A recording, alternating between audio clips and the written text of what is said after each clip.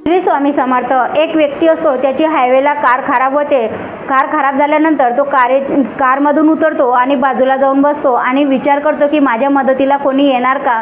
1 घंटा होतो, 2 घंटे होतात, 3 घंटे होतात, त्याच्या मदतीला कोणीही येत नाही. आणि असं करता संध्याकाळ होते. संध्याकाळ झाल्यानंतर तो विचार करतो की आता माझ्या मदतीला कोणीच आलं नाही तर ही स्वतःच कार खराब झालेली मलाच गॅरेजपर्यंत घेऊन जावं लागेल. जेव्हा तो कारला धक्का मारण्यासाठी उठतो तेव्हा एक व्यक्ती त्याच्याकडे बघते आणि विचार करते की अरे हा एकटाच कारला धक्का मारत आहे, म्हणून तो दुसरा व्यक्ती त्याच्या मदतीला जातो. ते दोघांना बघून तिसरा व्यक्ती त्याच्या मदतीला येतो. तसेच 4, 5, 6 असे करत 8-10 व्यक्ती त्याच्या मदतीला येतात आणि कारला धक्का मारण्यास त्याला मदत करतात. तर ही छोटीशी कथा आहे. या कथेच्या माध्यमातून आपल्याला एकच शिकायला मिळतं की जोपर्यंत आपण स्वतःची मदत स्वतः करत नाही तोपर्यंत आपली मदत करण्यासाठी कोणीही येत नाही.